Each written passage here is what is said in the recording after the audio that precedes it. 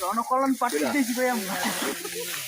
আগে ছাত্রলীগ যেরকম কৃষকের ধান কেটে দিতে না, আগে ছাত্রলীগ কৃষকের ধান কেটে দিতে না, যাই আর হোকা মারি দিয়ে দিতে পাড়াই ভরাইয়া।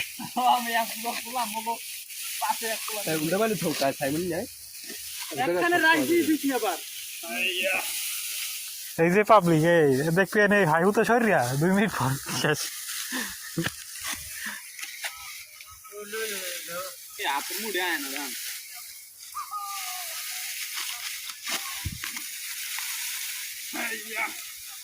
বাবা বসে একটা জম্মন মাঠ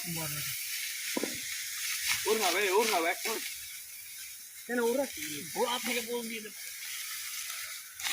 চলবে হয়েছে